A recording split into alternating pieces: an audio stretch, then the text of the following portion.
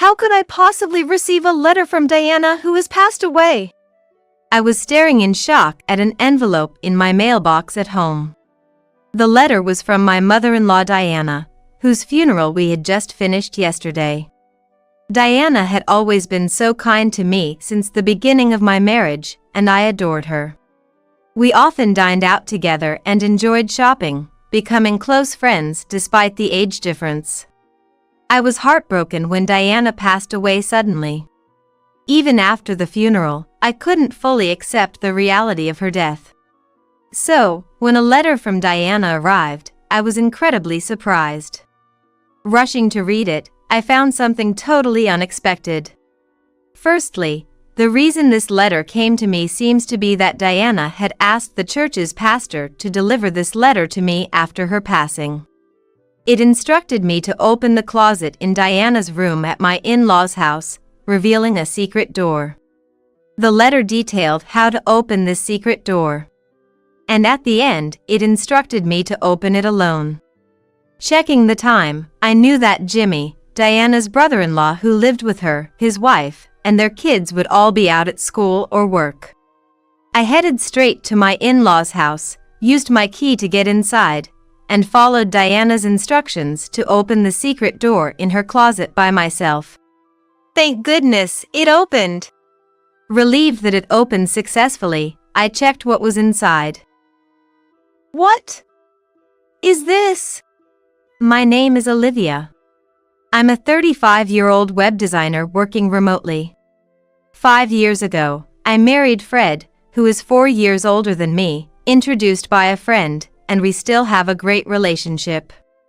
However, we don't have any children yet. Both of us love kids and wanted to have them as soon as we got married, but unfortunately, we haven't been able to conceive. There was a time when I was deeply troubled and depressed about not being able to have children, but there was someone who always treated me kindly. That was my mother-in-law, Diana. Olivia, don't overthink it. There's no need to rush. How about we go to the new waffle shop by the station to change your mood? Diana always encouraged me and spoke kindly to me. She was bright, kind, and empathetic. I loved her for that. Diana saved me many times, and gradually, I worried less about not having children. My desire for children hasn't changed, but we've decided not to undergo serious fertility treatments and let nature take its course. My husband, Fred, often travels for work, so when Fred is away, Diana and I would go out for meals or shopping, just like friends despite our age difference. Diana lived close to where Fred and I lived, in the same house as my brother-in-law, Jimmy, and his family, who have 3 children. Though Diana seemed to get along well with Jimmy's family, Jimmy and his wife often hurled insults at us for not having children. Olivia, still no kids? We have 3 adorable ones, you know. It's like you're dishonoring your parents by not having any. Just cut ties with Diana already. Brittany, Jimmy's wife, would say such things with a triumphant look, and Jimmy would join in, mocking us. Brittany's right. Well, Fred has always been a bit of a loser, and even if you had kids, they'd probably be losers too. In the beginning, Fred and I would fight back against their cruel words. But as they never seemed to listen, we gradually stopped responding. We started to avoid Jimmy and his wife as much as possible. They were awful to us, but in front of Diana, they pretended to be nice. So Diana never knew their true nature. We didn't want to worry Diana unnecessarily, so we never told her about Jimmy and his wife's behavior. One holiday, Fred, Diana, and I planned to go out to eat. We headed to the in-laws' house at the agreed time. Usually, Diana would be waiting outside the front door, ready to go, but not this time. Huh? Is Diana not yet ready to go out today? That's unusual. She'll probably come out soon. Fred and I didn't think much of it and waited for Diana to come out. But even after 5 and then 10 minutes, she didn't appear, and she didn't answer her phone either. What's going on with Diana? Getting worried, we decided to ring the in-laws' house doorbell. When there was no response, we used our spare key to enter. "Hey, Mom!" Fred called out as we entered, but there was no answer. Feeling uneasy, we hurried to find Diana and discovered her collapsed in a room. "Diana!" I screamed as I ran to her, and Fred immediately called an ambulance. The in-laws' house was empty, as Jimmy and his family must have been out, leaving no one there but Diana. The ambulance arrived in about 8 minutes, and Diana was immediately taken to the hospital, but unfortunately, she passed away. It was a stroke. Fred and I couldn't accept the sudden departure of Diana from our lives. We both cried so much we thought we might run out of tears. However, there was much to be done, such as preparing for the funeral. We couldn't remain saddened and withdrawn forever. The funeral was to be a small affair with just close relatives and family, with Diana's eldest son, Jimmy, serving as the family representative. For Diana's sake, Fred and I began preparations in coordination with Jimmy. Yet, even as we contacted relatives and met with the church, I sensed an air of reluctance from Jimmy. He didn't seem to mourn Diana's death, but at the funeral, he fulfilled his duties as a family representative, at least minimally. However, after a brief chat with the relatives, I immediately called for Fred. Since I left the gathering so abruptly, the relatives looked at Jimmy with displeasure. Furthermore, at the meal with relatives after the funeral, Jimmy was the first to take his seat and showed no intention of standing up again. Even if Fred made greetings, he just drank beer. Brittany, too, was just drinking beer beside him. So Fred and I hurriedly went around to the relatives, thanking them for coming and sharing memories of Diana. Perhaps influenced by their parents' behavior, Jimmy and Brittany's 3 children were engrossed in their handheld gaming devices, laughing loudly and playing with each other, an inappropriate behavior for a post-funeral gathering. None of Jimmy's family seemed to mourn Diana's death. The relatives must have sensed their attitude as they avoided speaking with Jimmy and his wife, choosing instead to share their farewells and memories with Fred and me. Even as the relatives' attitudes changed overtly, there was no change in Jimmy's family's behavior. They kept ordering beer after beer, talking about the inheritance and plans for vacationing during their break. It was disrespectful, considering how much Diana had done for them during her life. I couldn't help but look at Jimmy's family with disdain. The next day, Fred left early to take care of various formalities. Alone at home, I went to check the mailbox for the newspaper and noticed an envelope inside. Who could it be from? I picked up the letter to check, and to my surprise, it was addressed to me and the sender was none other than Diana. How could there be a letter from Diana? Surprised, I went back into the living room to open the letter. The letter contained something entirely unexpected. It appeared that Diana had arranged with the church's pastor to send this letter to me after her passing. The letter included instructions to open the closet in Diana's room at the in-laws' house, how to find and open a hidden door within the closet, and the contact information of a lawyer Diana had dealings with. The final instruction was to ensure I opened the closet alone. I read Diana's letter over and over. Though Diana was slender, her handwriting was large and forceful. Indeed, the powerful signature that seemed to embody Diana's very essence made me take a deep, refreshing breath. Deeply moved, I looked at the clock. 9 a.m. The in-laws' house should be empty now. I murmured to myself, quickly got ready, and headed to the in-laws' house. The children should be at school by now, and Jimmy and his spouse likely left early this morning. I saw on Brittany's social media this morning that she and Jimmy were going out together. Despite it being the day after Diana's funeral, they seemed to be sending the kids to school and boasting about enjoying their day off using vacation time. If that post was accurate, no one would be at the in-laws' house. I had to go now. I couldn't be sure when another chance would come. Using my key, I opened the door to the in-laws' house and entered slowly. The absence of Diana's welcoming smile made my heart ache. Holding back the pain in my chest, I went into Diana's room. Opened the closet, and then reached for the hidden door inside, just as the letter had instructed. Thank goodness, it opened! I sighed in relief upon opening it successfully, and checked what was inside. There, I found the items mentioned in the letter and an additional document. What is this? Looking at the documents, I felt Diana's love and was on the verge of tears. I wanted to stay and cry, but I knew I had to leave the in-laws' house quickly. It would be disastrous if someone were to come back and see me here.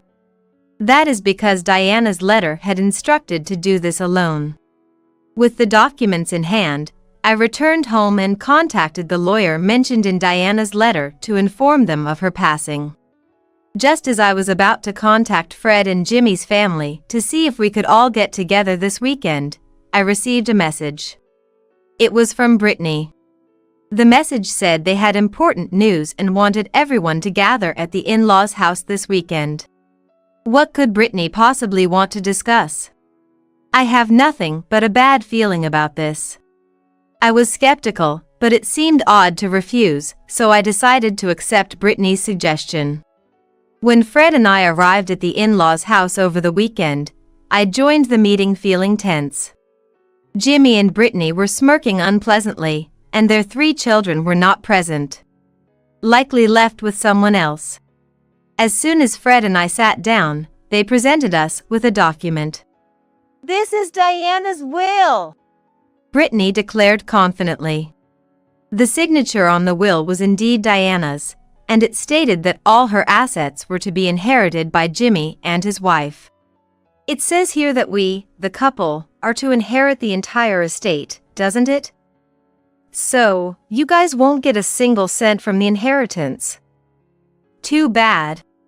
Jimmy laughed vulgarly, his face twisted in an ugly grin. Fred was perplexed, but I silently stood up and returned with Mr. Smith, the lawyer who had been waiting outside. Who is this? Jimmy and Brittany were confused by the sudden appearance of the lawyer. Fred was also surprised, not knowing the lawyer had been waiting outside. This is Mr. Smith, a lawyer who Diana had been close with for many years. I introduced him briefly, and Jimmy and Brittany's expressions turned to anger. A lawyer? Why did you bring someone like that here? It was Diana's instruction. She wanted Mr. Smith to help with the property settlement agreement to make things smoother. Jimmy shouted. We don't need a lawyer. He slammed his hand on the table and gestured to Diana's will with his chin. Mom left a will. We don't need a lawyer with this. At that, Mr. Smith calmly raised his hand. Are you certain this document was entirely written by Diana herself? In response to that question, Jimmy raised his voice. Of course it is. Mr. Smith shook his head sadly at the scene. This cannot be recognized as a valid will. A holographic will must be entirely handwritten by the person themselves. Mr. Smith pointed out that the word will at the beginning and Diana's signature at the end were indeed handwritten. However, the rest of the document looked like it had been printed from a computer. The once noisy living room fell silent. In a panic, Jimmy reached for the will and brought it closer to himself. But that changed nothing. The printed, neat text remained unchanged. The handwriting of the signature and the rest of the document differs. Could this will have been forged? At Mr. Smith's suggestion, Jimmy and Brittany visibly trembled. What are you talking about? We would never do such a thing. Why are you being so paranoid? And even if it was forged, what then? Mr. Smith responded to Brittany's words. Forging a will is a serious crime. Jimmy and Brittany's faces turned pale. They were flustered, shouting incoherences and making excuses. At this moment, Mr. Smith delivered the crucial information. Olivia has a notarial will, so this will is invalid. What? Jimmy and Brittany were astonished, their eyes wide open. What's that? We weren't informed. The letter from Diana that I had received mentioned that a notarial will was hidden behind the secret door in the closet. We didn't know either until we received a letter recently. Diana revealed the location of this will in it. The letter contained not only practical matters but also explanations about why the notarial will was made and why it was disclosed to me. Diana had been feeling her health decline recently and prepared a will, but it seems she suspected that Jimmy and his spouse might tamper with it. I had assumed Diana was completely unaware of Jimmy and his spouse's true nature, but it appears Diana had some inkling of their greed for money. The notarial will stated that the estate was to be equally divided between Jimmy and Fred. What? How could she have prepared something like this? Jimmy and Brittany were in shock, their eyes wide with astonishment. At that moment, Jimmy seemed to have an epiphany and exclaimed loudly, "That's right! But the beneficiary of Mom's life insurance is me, isn't it? It must be set to me, the eldest son." To Jimmy, who was shouting with his eyes blazing, I announced in a cold voice, "In addition to the notarial will, Diana also entrusted me with the life insurance policy. I am named as the beneficiary." Inside the hidden door of the closet, there was not only the notarial will but also the life insurance policy. Jimmy and his wife stared at the notarial will and the life insurance policy in disbelief. "I didn't hear about this. I don't know anything about this." It's normal not to be notified when the beneficiary of a life insurance policy is changed. Jimmy protested, banging on the table, but Mr. Smith was firm. Fred, looking puzzled, asked me, "When did Mom entrust Olivia with these?" I had no idea. Did she not want to tell me? I smiled at Fred and explained. It was written in the letter from Diana. She wanted to tell you as well, but it was safer to entrust it to just me to avoid Jimmy and his wife catching on. I see. You and Mom were really close, after all. While Fred and I were talking, Brittany interrupted us hysterically. "I won't accept this. Why should you, who never even showed Diana your children, inherit her estate? This is ridiculous. I can't accept this at all." "That's right. You childless ingrates don't deserve Mom's estate. We lived with her just for the inheritance. It's outrageous to split it. The entire estate should be ours." Jimmy, too, was red-faced and yelling. Brittany continued with her selfish claims. "We have 3 children, you know? As compensation for not giving Diana grandchildren, you should relinquish the entire estate to us for our children's future. We, who gave her 3 grandchildren, are far more worthy than you. So, the estate should all be ours." Unfazed by Brittany's fervor, I calmly stated, "What you're saying is nonsensical. Please calm down."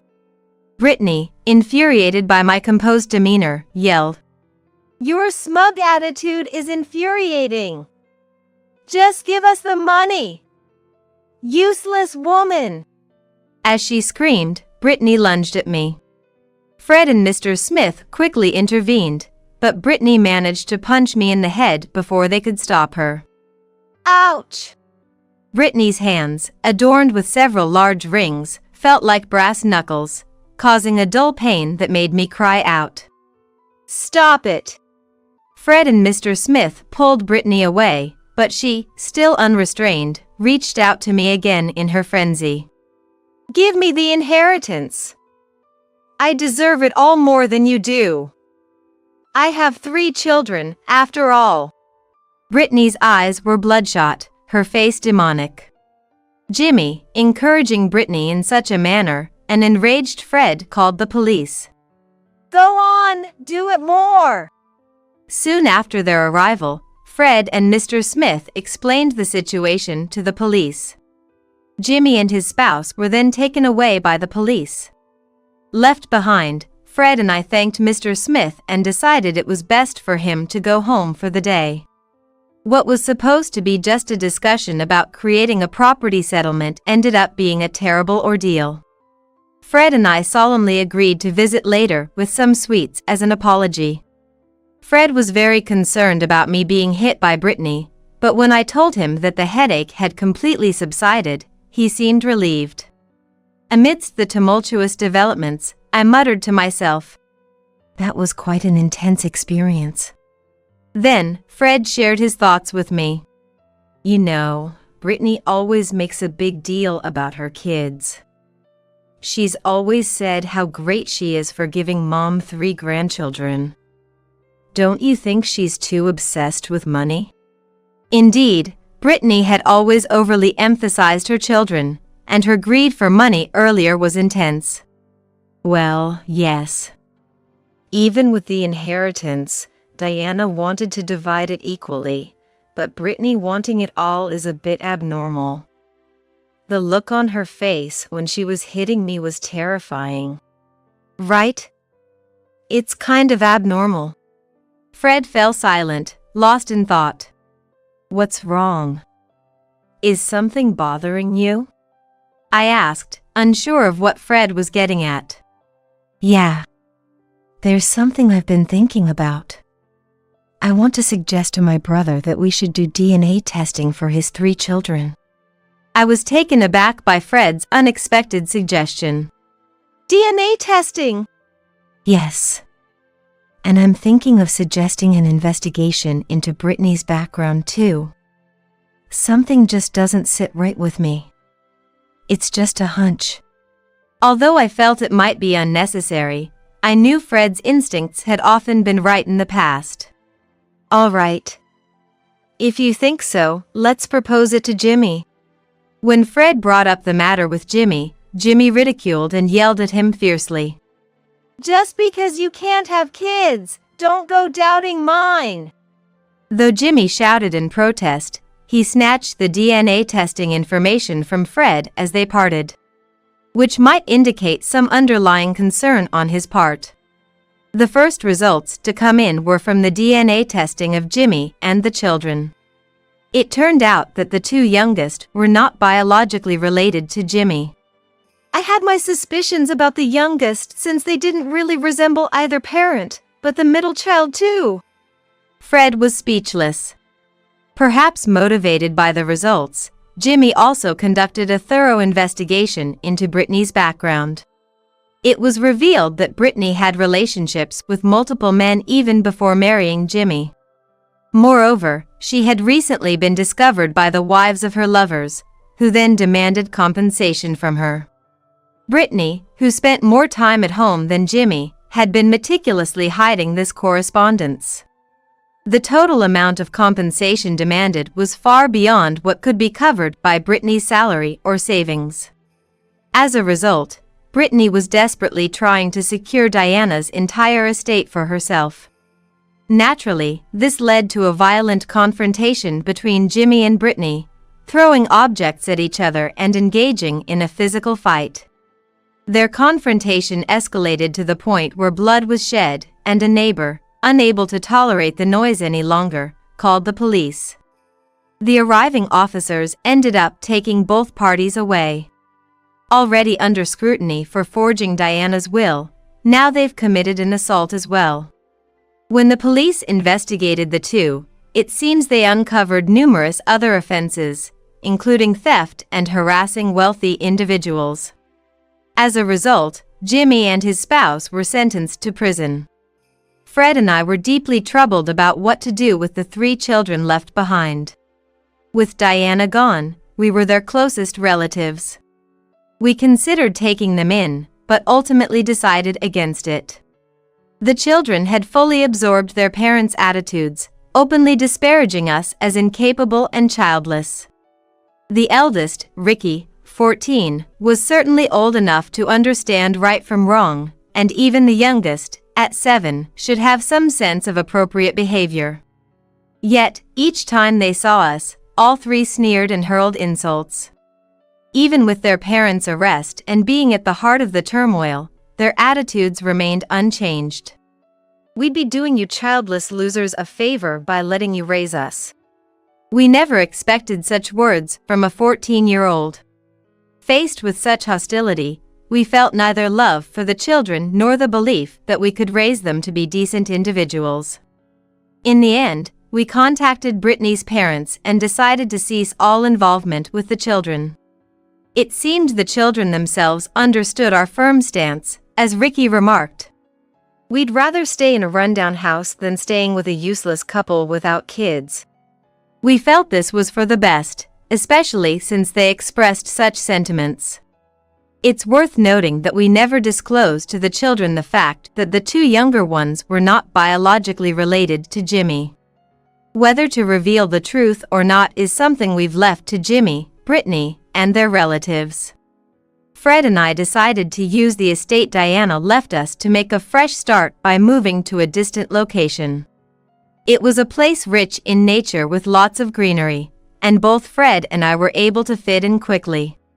There's a charming waffle shop near our new home, and every time we pass by, I think of Diana and how I would have loved to take her there if she were still alive. Soon after we moved, I was blessed with the child I had long wished for. When I used the pregnancy test and saw the positive result appear, I couldn't help but shout in surprise and overwhelming joy. Later, when I went to the obstetrician-gynecologist and had it confirmed by the doctor, I was assured that I was indeed pregnant without a doubt. Fred and I embraced, both of us shedding tears of joy. I couldn't help but think how happy Diana would have been if she were still alive to witness this. Additionally, the business plan I had been quietly preparing is progressing well. Both Fred and I are working hard for our forthcoming child, leading fulfilling lives filled with happiness.